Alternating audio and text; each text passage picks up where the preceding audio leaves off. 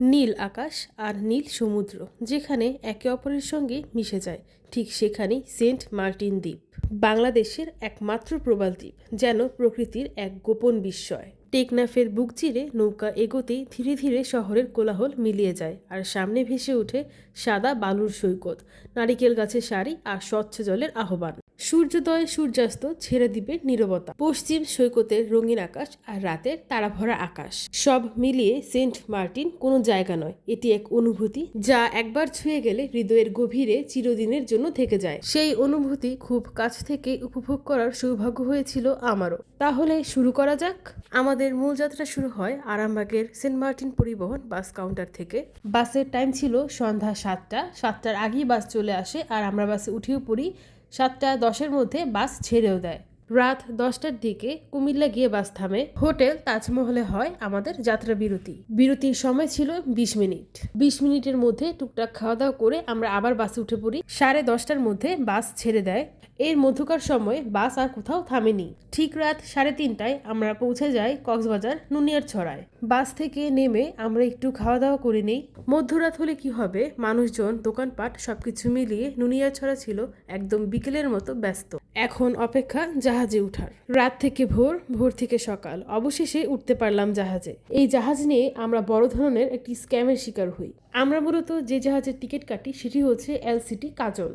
তবে বাসে থাকাকালীন সময় রাত 1টার দিকে মেসেজের মাধ্যমে জানানো হয় কাজল শিপটি যাবে না। এর পরিবর্তে আমাদের স্থানান্তরিত করা হবে কেয়ারি ক্রুজ অ্যান্ড ডাইন শিপে, এবং সেন্ট মার্টিন থেকে ফিরে আসার সময় একই অবস্থা হবে, যে কোনো একটি শিপে আমাদের ট্রান্সফার করা হবে। এই বিষয়টা আমরা সহ সমস্ত পর্যটকদের জন্য বেশ ভোগান্তিকর ও বিভ্রান্তিকর ছিল। এলসিটি কাজল শিপের কর্তৃপক্ষের এই বিষয়টি বেশ আনপ্রফেশনাল লেগেছে।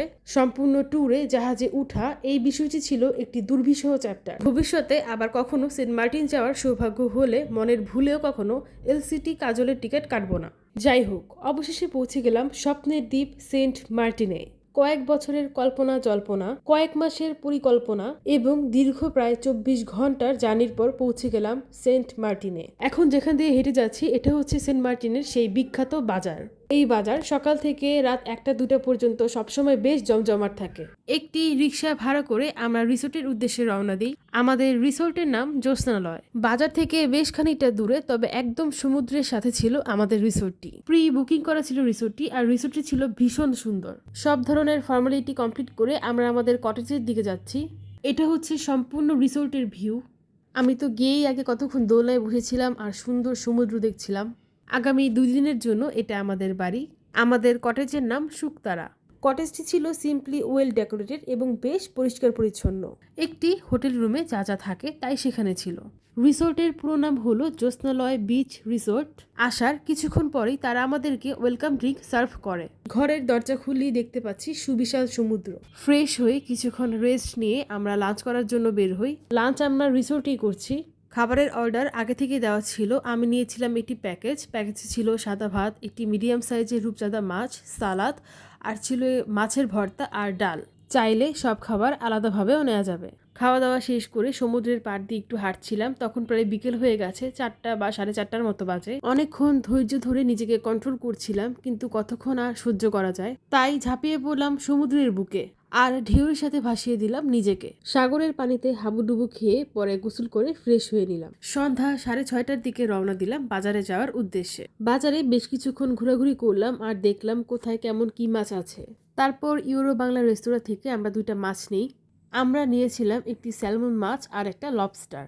মাছগুলো তারা এখানেই কাটাকুটি করে বারবিকিউ করে দিবে, সব হোটেলে তাই করে। চাইলে মাছ কাটাকুটি করা, বারবিকিউ করা এগুলো দাঁড়িয়ে দাঁড়িয়ে লাইভ দেখা যাবে। মাছ কাটার সময় আমরাও কিছু সময়ের জন্য গিয়েছিলাম। বারবিকিউ হতে প্রায় 45 মিনিট থেকে 1 ঘন্টা সময় লাগবে। তাই আমরা বাজারের দোকানগুলো ঘুরে ঘুরে দেখছিলাম, আর এই শরীফ বার্মেসি কর্নার থেকে আমরা টুকটাক কিছু জুয়েলারি কিনি বাসার জন্য। বাজারে 2টা দোকান ছিল যেখানে বিভিন্ন ভাজাপোড়া পাওয়া যাচ্ছিল, সেখান থেকে আমরা কয়েকটা ভাজাপোড়ার আইটেম কিনি, কিন্তু সেগুলোর টেস্ট আমাদের কাছে ভালো লাগেনি। ঘোরাঘুরি করে প্রায় 1 ঘন্টা পর আমরা রেস্টুরেন্টে যাই। সেখানে যাওয়ার আরও আধা ঘন্টা পর তারা আমাদেরকে লবস্টার সার্ভ করে, কিন্তু স্যালমন মাছ সার্ভ করে আরও প্রায় 1-1.5 ঘন্টা পর। লবস্টারের টেস্ট একদমই চিংড়ির মতো। যারা চিংড়ি পছন্দ করে তাদের কাছে লবস্টার খুবই ভালো লাগবে। যেমনটা আমার লেগেছে। স্যালমন মাছ সার্ভ করতে করতে আমাদের খিদে অলরেডি মরে গেছে, তাই অল্প একটু খেয়ে বাকিটা আমরা হোটেলে নিয়ে আসি। রাত 10টার দিকে হোটেলে ফিরে আসি। বেশ কিছুক্ষণ বাইরে বসেছিলাম, বসে বসে ঠান্ডা বাতাস উপভোগ করছিলাম আর সমুদ্রের গর্জন শুনছিলাম। সমুদ্র দিনের বেলা যত বেশি সুন্দর লাগুক না কেন, রাতে লাগে তার থেকে বেশি অনেক ভয়ঙ্কর।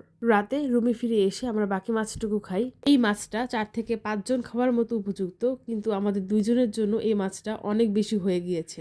এই যে বাজার থেকে এই টুকিটাকি শপিং গুলো করি আমি। এখন আমরা ঘুমিয়ে যাব আর আগামীকাল ভোর 5:30টার মধ্যে আমরা ছেড়েদ্বীপে যাওয়ার উদ্দেশ্যে বের হব। এখন ভোর 5:30 আমরা ছেড়েদ্বীপে যাওয়ার উদ্দেশ্যে বের হয়েছি। ছেড়েদ্বীপে যাওয়ার জন্য রিসোর্টের সামনে থেকে অহরহ অনেক রিক্সা পাওয়া যায়।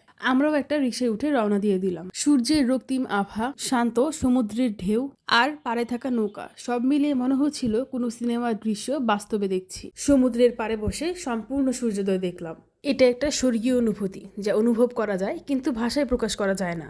এত সুন্দর পরিবেশের মধ্যে নিজেদের নিয়ে ক্যামেরা বন্দি করবো না, তা কি হয়? তাই সেখানে থাকা একজন ক্যামেরাম্যান দিয়ে আমরা অনেকগুলো ছবি তুলি। এবারের সম্পূর্ণ ট্যুরে আমরা অনেক অনেক অনেক ছবি তুলেছি। ছবি তুলে সেখানে আমরা কিছুক্ষণ বসেছিলাম, তারপর ফিরে যাওয়ার জন্য রওনা দেই। তখন সকাল 7টার মতো বাজে। জোয়ারের পানিতে অলরেডি কিছু জায়গা ভরে গিয়েছে।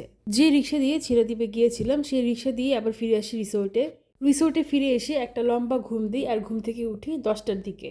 ঘুম থেকে উঠে বাইরের হোটেল থেকে নাস্তা করে নিই, যদিও আমাদের কমপ্লিমেন্টারি ব্রেকফাস্টের অপশন ছিল। তারপরে অনেক সময় আমরা কখনো রিসোর্টে কখনো সমুদ্রের পাড়ে হাঁটাহাঁটি ঘোরাঘুরি করি। সমুদ্রের পাড় দিয়ে অনেক চায়ের দোকান, অনেক ডাবের দোকান ছিল, সেখান থেকে আমরা ডাব খাই। তারপর আবার সমুদ্রের পানিতে নামি আর প্রায় 2 ঘন্টার মতো সমুদ্রের পানিতে ভেসে বেড়াই। তারপর ফ্রেশ ট্রেশ হয়ে আমরা লাঞ্চ করতে যাই। বাজারের খাবারের থেকে রিসোর্টের খাবারের টেস্ট বেশি ভালো লেগেছে আমাদের কাছে, তাই লাঞ্চটা আমরা এখানেই করি। সুন্দরী মাছ ভাজা, আরেকটা সম্ভবত ফ্লাইং ফিশ, আর ছিল টুনা মাছ ভাজা, আর ছিল লইট্টা শুটকি ভর্তা। এটা এত মজা ছিল। আরেকটা নিয়েছিলাম রূপচাঁদা ফ্রাই, আর ছিল সাদা ভাত ডাল। বিকেলের দিকে রেডি হয়ে আমরা আবার বেশ কিছু ছবি তুলি। তারপর বসে বসে সূর্যাস্ত দেখছিলাম। মনে হলো কয়েক মিনিটের মধ্যে সূর্যটি সমুদ্রের গভীরে ডুবে গেল। সূর্যাস্তের পরে যে রক্তিম আভাটা দেখা যায় সেটা দেখতে আরো সুন্দর লাগে। সন্ধ্যা 6:30টার দিকে আমরা আবার বাজারে যাই আর কিছু টুকটাক খাবার খাই। আজকে বাজারে এসেছি মূলত শপিং করার উদ্দেশ্যে। আমরা প্রথমেই শুটকি কিনি। আমরা এই শুটকির দোকান থেকে প্রায় 3 রকমের শুটকি কিনেছি, লইট্টা, ছুরি আর রূপচাঁদা শুটকি। তারপর আচারের দোকান থেকে অনেকগুলো আচার কিনি আর জুতার দোকান থেকে প্রায় 4-5 জোড়া জুতা কিনি। রিসোর্টে ফিরে আসার পর দেখলাম এখানে মাছ বারবিকিউ করা হচ্ছে। আজকে ডিনারটা আমরা রিসোর্টেই করব। আমরা একটু আশেপাশে বাইরে হাঁটাহাঁটি করছিলাম আর একটা দোকান থেকে কফি খাই। আমাদের ডিনার সার্ভ করা হয় রাত 10:30টার দিকে। ডিনারে ছিল কালাচাঁদা মাছ বারবিকিউ, পরোটা, সালাদ আর সস, আর আমরা কোল্ড ড্রিঙ্কস বাইরে থেকে নিয়ে এসেছিলাম। খাওয়া দাওয়া করে ঘুমিয়ে যাই আর ঘুম থেকে উঠি সকাল 8টার দিকে। 9টার দিকে আমরা আমাদের ব্রেকফাস্ট করি। ব্রেকফাস্টে ছিল পরোটা, ডিম ভাজি আর একটা মিক্সড সবজি, আর বাইরের একটা দোকান থেকে চা পান করি। বাইরে কিছুক্ষণ হাঁটাহাঁটি করে আবার আমরা সমুদ্রের কাছে গিয়ে বসে থাকি। রিসোর্টে থাকার সময় প্রায় শেষের দিকে। এখন 10:30 বাজে আর 11টার সময় আমাদের চেক আউট। তাই রুমে ফিরে এসে সবকিছু গুছিয়ে নিচ্ছিলাম। গতকাল এই শামুকগুলো আমি কুড়িয়েছি, এগুলো আমি বাসায় নিয়ে যাব। চেক আউট করে সমস্ত বিল পরিশোধ করে রিসিপশনে ব্যাগ রেখে আরো কিছু সময় আমরা রিসোর্টেই কাটাই। দুপুর 12:30টায় আমরা বাড়ি ফেরার উদ্দেশ্যে রওনা দেই। বাজারে গিয়ে আমরা ইউরো বাংলা রেস্তোরাঁ থেকে লাঞ্চ কমপ্লিট করি। খাবারে ছিল সাদা ভাত, মুরগির মাংস ভুনা, ডাল আর মাছ ভর্তা। শিপ ছাড়ার টাইম ছিল দুপুর 3টা। 1-1.5 ঘন্টা রোদের মধ্যে লাইনে দাঁড়িয়ে থেকে 4টার দিকে আমরা জাহাজে উঠতে পারি আর জাহাজ ছাড়ে বিকাল 4:30টায়। একদিকে স্বপ্নের দ্বীপ সেন্ট মার্টিন ছেড়ে যাওয়ার কষ্ট, আরেকদিকে নিজের ঘরে ফিরে যাওয়ার প্রশান্তি। সব মিলিয়ে মিশ্র অনুভূতি ঘুরপাক খাচ্ছিল মনের ভিতরে। সেন্ট মার্টিনে এসে বুঝেছি কিছু জায়গা শুধু ঘোরার নয়, কিছু জায়গা অনুভব করার। ভ্রমণ শেষ হলেও সেন্ট মার্টিনের নীল জল আর শান্ত মুহূর্তগুলো সবসময় স্মৃতির পাতায় থেকে যাবে। মহান সৃষ্টিকর্তার কাছে শুকরিয়া, তিনি তার সুন্দর সৃষ্টি দেখার সৌভাগ্য দিয়েছেন।